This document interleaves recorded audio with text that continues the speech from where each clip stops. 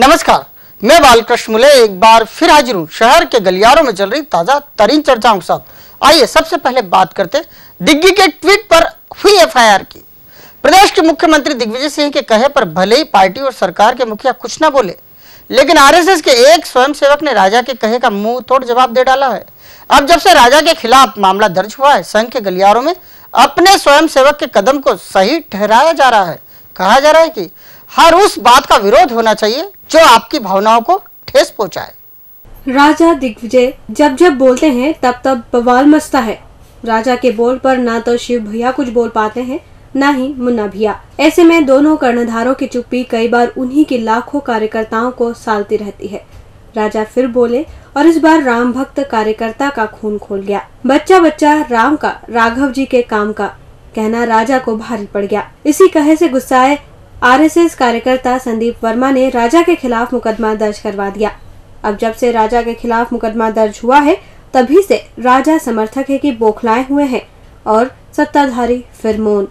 इधर मुकदमा दर्ज कराने वाले संदीप वर्मा अपने कदम को सही ठहरा रहे हैं। कह रहे हैं कि जिस तरह से राजा ने राघवी एपिसोड के चलते जो ट्वीट किया, उससे उन लोगों की भावनाओं को सीधी ठेस पहुंची है जो राम में आस्था रखते हैं। वैसे गलियारों से आ रही खबरें तो ये कह रही है कि राजा के बोल पर समय रहते भाजपा को रिएक्ट करना था, लेकिन वो एक बार फिर राजा पर हमला करने में पिछड़ गई। पार्टी के गलियारों से आ रही खबरें बता रही है कि भाजपा का बार बार ये कहना भी सही नहीं है कि वो राजा की बात का जवाब नहीं देते। राजा ने ये ट्वीट 10 दिन पहले किया था और मीडिया ने भी इस बात को जमकर उछाला था, लेकिन पूरी पार्टी सोई रही। अब ये मामला स्वयंसेवक की झोली में जा बैठा है। खास बात तो ये है कि राजा की ली वो आड़ भी काम नहीं आई जिसमें उन्होंने राघव जी अर्थात राम को अपना आराध्य करार दिया था। किसी भी हाल में पार्टी को तीसरी बार सरकार बनानी है। बीजेपी नेताओं की कही ये बात अब हर तरफ सुनने को मिल जाती है। पता नहीं क्यों इन दिनों पार्टी का हर नेता एक ही बात करता सुनाई दे जाता है। ऐसे में कार्यकर्ताओं के साथ साथ आम लोगों के मन में ये सवाल उठ खड़ा हो रहा है कि आखिर ऐसा क्या है कि पार्टी बार बार एक ही बात दोहराई जा रही है और डरी डरी सी सहमी सी लग रही है सो अलग। भारतीय जनता पार्टी इन दिनों कार्यकर्ता सम्मेलन के नाम पर जमकर मेले लगा रही है। इन मेलों में स्थानीय स्तर से लेकर राष्ट्रीय स्तर तक के नेता हिस्सा ले रहे हैं, लेकिन पता नहीं क्यों पार्टी नेता इन दिनों कुछ ऐसी भाषा का उपयोग कर रहे हैं जिससे पार्टी कार्यकर्ताओं में जोश कम और डर कुछ ज्यादा भरा रहा है। पार्टी नेता बार बार एक ही बात दोहरा रहे हैं कि किसी हाल में सरकार बनाना है, चाहे जो हो जाए। बस इसी तरह की बातें पार्टी कार्यकर्ताओं को कुछ समझ नहीं आ रही हैं। पहले पार्टी नेता एक विचारधारा के साथ मुद्दे की बात किया करते थे, उसके बाद अंत में कहते थे कि इसीलिए सरकार जरूरी है, लेकिन अब नेता केवल सरकार की बात कर रहे हैं। बीजेपी के राष्ट्रीय उपाध्यक्ष प्रभात झा तो शिव का ऐसा गुणगान कर रहे हैं कि जो कार्यकर्ता ये शिवगान सुन लेते हैं परेशान हो जाते हैं। झा भाषणों में ऐसे ऐसे दावे कर रहे हैं जो कार्यकर्ताओं के सिर के ऊपर से निकले जा रहे हैं। कार्यकर्ताओं को समझ नहीं आ रहा है कि आखिर हमारे नेताओं को क्या हो रहा है। कुछ यही हालत प्रदेश के संगठन महामंत्री अरविंद मेनन की भी है। मेनन साहब की भाषा तो सबसे ज्यादा सुर्खियां बटोर रही हैं, लेकिन उनके कहे वाक्य भी कार्यकर्ताओं को परेशान कर रहे हैं। मेनन कहते हैं कि सभी भाजपाइयों को सक्रिय करो, वो फिर भले ही घर बैठे हो, निष्क्रिय हो, कोई भी हो, सबको काम पर लगाओ, तभी हम चुनाव जीत सकेंगे। अब आप ही बताइए, ऐसे भी हो सकता है जो घर बैठे अपना काम धंधा कर 2 जून की रोटी कमा खा रहा हो तो उसे भी पार्टी चुनाव साल में केवल पार्टी का जबरिया काम करवाएंगी। दरअसल खास बात तो ये है कि पार्टी के कई चुनावी कार्यकर्ता इस बार घर बैठ गए हैं। पार्टी में वही सक्रिय है जिनके पास काम है। शायद इसीलिए मेनन इस बात पर जोर देकर संदेश भिजवा रहे हैं। इधर 5 नंबरी गलियारों में हुए पार्टी कार्यकर्ता के सम्मेलन में भी नेता जीत को लेकर अनिश्चितता का भाव पैदा कर गए। सभी के माथे पर 100% जीत की उम्मीद नहीं दिखाई दे रही थी, इसीलिए नेता यहाँ भी बार बार कार्यकर्ताओं को ऐसा कुछ करने के लिए उकसा रहे थे कि समय रहते जीत का माहौल पैदा कर सके। दरअसल सत्तासीन किस बात से डर रहे हैं ये ना तो उनके अपने कार्यकर्ता समझ पा रहे हैं, ना ही आम लोग।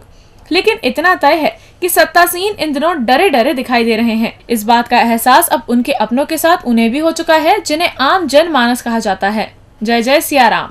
बीजेपी मिशन 2013 को फतह करने के लिए कार्यकर्ता सम्मेलन आयोजित करे और उस सम्मेलन में खुद वानरराज पहुंच जाए, भला इससे ज्यादा सुखद सहयोग क्या हो सकता है। 3 नंबर विधानसभा के कार्यकर्ता सम्मेलन में यही हुआ। यहाँ वानरराज पहुंचे, सम्मेलन में शिरकत की और जैसे ही मंच से भोजन का आमंत्रण मिला, भोजन कक्ष में पहुंच उछल कूद शुरू कर दी। लेकिन इसे पार्टी के कार्यकर्ताओं का दुर्भाग्य ही कहे कि वो खुद को राम भक्त कहते हैं, लेकिन दूसरे राम भक्त को नहीं पहचान पाए। राम भक्त कही जाने वाले बीजेपी अब चुनावी रण में है। जगह जगह हो रही चुनावी तैयारियां देखी और समझी जा सकती हैं। बीजेपी ने इसी कड़ी में विधानसभा क्षेत्र क्रमांक 3 का कार्यकर्ता सम्मेलन कराया और अपनी पार्टी की रीति नीति के साथ साथ चुनावी कार्यक्रम का बखान भी कर दिया। यूँ तो सम्मेलन में सैकड़ों की संख्या में कार्यकर्ताओं ने हिस्सा लिया, लेकिन सबसे ज्यादा चर्चा का विषय बने वो वानर राज, जिन्होंने सम्मेलन में पहुंचे नेताओं के भाषण सुने और फिर भोजन की टेबल पर पहुंचकर अफरा तफरी मचा दी। कहा जा रहा है कि वानर राज ऐसा कर पार्टी कार्यकर्ता पर भारी पड़ गए। सम्मेलन में पहुंचे वानर राज ने पहले तो बीजेपी नेताओं के हर कहे को ध्यान लगाकर सुना और पूरे समय सम्मेलन के दौरान एक अनुशासित कार्यकर्ता की तरह ही डटे रहे। लेकिन जैसे ही वानर राज ने सम्मेलन समाप्ति की घोषणा के साथ ये सुन लिया कि सभी कार्यकर्ता भोजन पर आमंत्रित हैं, तो वानर देवता से रहा नहीं गया। वो सीधे भोजन की टेबल पर जा धमके। उन्होंने अपनी उछल कूद से अफरा तफरी मचा डाली। बीजेपी कार्यकर्ता इधर उधर भागने लगे। अंततः वानर देवता को बीजेपी कार्यकर्ताओं ने बिना कुछ खिलाए पिलाए ही भगा दिया। अब पार्टी कार्यालय में इन भाजपाई वानर राज की चर्चा है। कहा जा रहा है कि वो आए सम्मेलन में हिस्सा लिया और अफरा तफरी कर लौट गए। वैसे पार्टी के राम भक्त कार्यकर्ताओं का मत है कि उस वानर को सामान्य नहीं कहा जा सकता, क्योंकि उसने हमारे नेताओं के पूरे भाषण सुने हैं। और जब मंच से ये घोषणा की गई कि सभी भोजन पर आमंत्रित हैं, तभी वानर देवता ने भोजनशाला की ओर रुख किया है। मतलब अब एक बार गलती हो गई राम भक्त को पहचानने की, दूसरी बार जब भी वानर राज सम्मेलन में आए वैसे ही उनकी व्यवस्था पहले की जाए। वैसे कहा जा रहा है कि वानर देवता पिछले 2 दिनों से जिला न्यायालय में ठहरे थे और अचानक ही वो रविवार को सीधे जय हिंद भवन में शिरकत करने जा पहुंचे। वैसे राम भक्त पार्टी को कम से कम दूसरे राम भक्त को तो पहचानना था। आखिर वो भी यानी वानर राज भी वैसे ही शिरकत कर रहे थे जैसे कि स्वयं भाजपा के कार्यकर्ता। पीएमटी परीक्षा में हुआ फर्जीवाड़ा जो सुनता है उसकी आंखें लाल और दिमाग गर्म होने में समय नहीं लगता। इस फर्जीवाड़े को लेकर प्रदेश के मुखिया शिवराज भी पहले दिन से गंभीर नजर आ रहे हैं, लेकिन अब उन्होंने अपनी तीसरी आंख खोल रौद्र रूप दिखा दिया है। ऐसे में अब जल्दी सैकड़ों डॉक्टर सागर पुलिस की गिरफ्त में होंगे और उनका एप्रिन होगा खोटी पर। अब उन शब्दों को भूल जाओ जिसमें हम डॉक्टर को भगवान मान उसके पैरों तक में गिर जाते थे। अब वो समय जाता दिखाई दे रहा है जिसमें इस संबोधन के आगे अच्छे अपना सिर झुका लिया करते थे। प्रदेश में 1000 हैवान डॉक्टर का चोला ओढ़ चुके हैं। बस इसी तरह की कुछ चर्चाएं इन दिनों पूरे प्रदेश के गलियारों में आम लोगों के जहन से होते हुए उनकी जुबान से निकल रही है। इन चर्चाओं के बीच वो डॉक्टर सबसे ज्यादा हैरान परेशान दिखाई दे रहे हैं जिन्होंने अपने जीवन की कई रातें काली कर पूरे जज्बे के साथ पीएमटी क्लियर कर एमबीबीएस पूरी ईमानदारी बरतते हुए पास की है। पूरे मामले को लेकर आम लोगों के मन में आए गुबार को शायद मुख्यमंत्री भी भांप चुके हैं। इसीलिए उन्होंने अपना तीसरा नेत्र खोलकर वो कर डाला जिसकी अपेक्षा प्रदेश के हर बाशिंदे को उनसे थी। क्या प्रदेश, क्या शहर और क्या गांव, जहाँ और के गलियारों से एक ही बात बार बार उठ रही थी। कहा जा रहा था उन फर्जियों को घेरो, बेनकाब करो जिन्होंने डॉक्टर सागर के किए फर्जीवाड़े से डिग्री हासिल की है। बस यही बात मुखिया जी के कानों तक भी पहुंची और संवेदनशील मुख्यमंत्री शिवराज रौद्र रूप धारण कर गए। उन्होंने पीएमटी में हुए फर्जीवाड़े को गंभीर माना और कई जिम्मेदार व्यापम के अफसरों के विकेट भी गिरा दिए। अब वो सीआईडी जांच करवा रहे हैं, उन फर्जियों की डिग्रियां निरस्त करवा रहे हैं जो डॉक्टर सागर की मेहरबानी से डॉक्टरों की जमात में शामिल हो चुके हैं। इससे ये स्पष्ट है कि सरकार पूरे फर्जीवाड़े से चिंता में आ चुकी है। उन्होंने एक बार फिर खाकी को पूरे मामले में फ्री हैंड देते हुए तह तक जाने और बारीकी से जांच करने को कहा है। सीएम चाहते हैं इसमें एसआईटी अर्थात विशेष जांच दल बने जिसमें तेज तर्रार अफसरों की टीम ईमानदार टीम हो, दूध का दूध और पानी का पानी हो, जिससे डॉक्टर पेशे पर लगा कलंक धुल सके। और अंत में बात करते फिर डॉक्टर सागर की। लगातार 13 सालों से पीएमटी जैसी महत्वपूर्ण परीक्षा में फर्जीवाड़ा कर फर्श से अर्श तक पहुंचा डॉक्टर सागर अब भी अपनी आदतों से बाज नहीं आ रहा है। वो खुद सोची समझी रणनीति के तहत खाकी को बरगला ही नहीं रहा, बल्कि किश्तों में संपत्ति और नकदी की जानकारी दे देकर जमकर छका भी रहा है। अब ऐसे में शहर के गलियारों में ही खाकी के लिए ये कहा जा रहा है, आखिर क्या हो रहा है खाकी को? खाकी के हाथ पीएमटी फर्जीवाड़े से जुड़ी डॉक्टर सागर नाम की एक बड़ी मछली लगी और खाकी है कि उसकी संपत्ति और नकदी की जानकारी निकालने में ही उलझ गई। खाकी ने 16 जुलाई को ही आधे दिन उसके पूरे घर की सर्चिंग की और 79,000 नकदी, एक नोट गिनने की मशीन और हथियारों सहित अन्य दस्तावेज जब्त किए और फिर 20 जुलाई को भी खाकी ने यही किया। इस दिन भी खाकी ने 13 लाख नकद और नोट गिनने की मशीन सहित फिर हथियार जब्त कर लिया। खाकी ने ये कार्रवाई भी उसी आलिशान बंगले में की जहां 16 जुलाई को खाकी 7 घंटे तक दीवारें ठोकने का काम कर रही थी।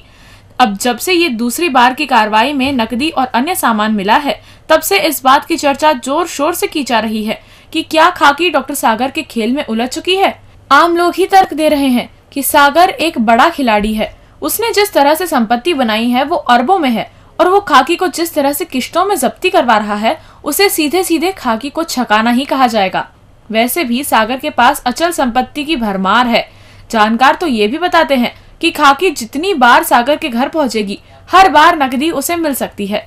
इस बात का आधार बना है 21 जुलाई को हुई जब्ती की कार्रवाई से। सागर चाहता तो पहली सर्चिंग में ही 13 के अंक वाली रकम भी जब्त करवा देता, लेकिन उसने 7 घंटे की तलाशी के दौरान 13 लाख, एक और नोट गिनने की मशीन, एक रिवॉल्वर का कहीं कोई जिक्र नहीं किया।